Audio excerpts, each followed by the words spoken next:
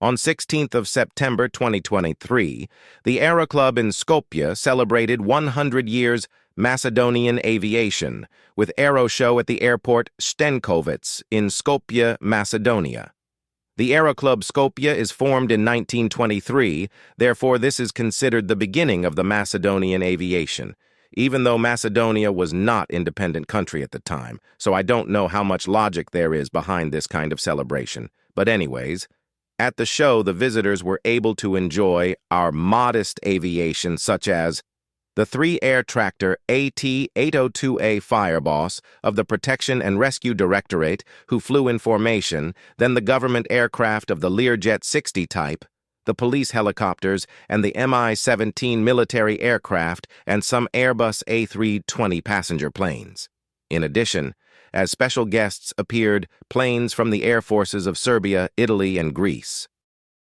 However, the star of the show was not any of the modern planes mentioned before, but an aerospace glider produced almost 70 years ago, the first and last plane produced in Macedonia. The first Macedonian high-performance standard-class aerospace glider, Ilindenka, produced by the factory 20th of May from Skopje, returned to the country and was exhibited during the air show on the occasion of 100 years of Macedonian aviation. The designer and constructor of the glider was the engineer Miroslav Ilic, and it was produced and tested for the first time in 1955. Ilindenka is made according to the principle of a wooden construction, with a fabric covering and metal bearing and control elements. The main initiator of the design and construction of this glider, as well as the founder of the aircraft production company in Skopje, is the doyen and founder of Macedonian civil aviation Lyubomir Tevchev, who towards the end of 1954 had a desire to build a top-class sailboat that would be a hallmark of Macedonia, and with the collective consent of the factory employees, the sailboat was christened Ilindenka. The test flight followed at the former airport in Skopje in today's airport neighborhood.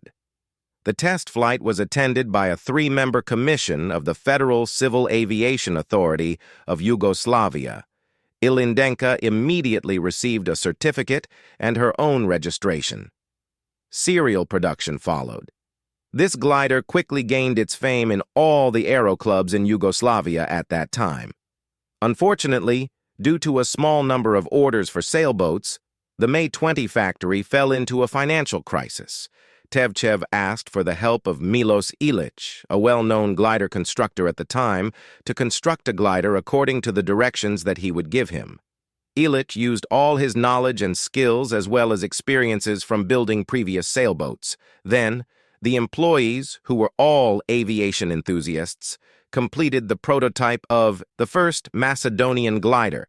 By the beginning of May 1955, a total of 6 Ilindenka were built. The last 2 surviving gliders are today in the Aviation Museum in Belgrade at the Nikola Tesla Airport.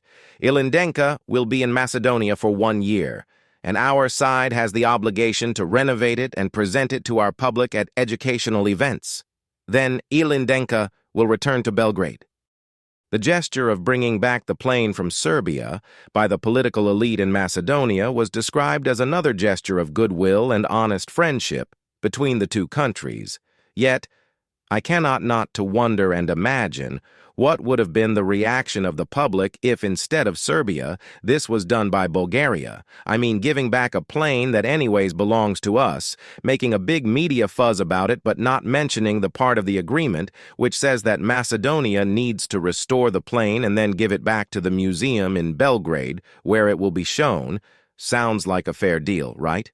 Or if we consider the fact that the Aero Club in Skopje proudly celebrates 100 years of its formation in 1923, but without mentioning the fact that the club was formed by former soldiers of the Serbian army on the Thessaloniki front.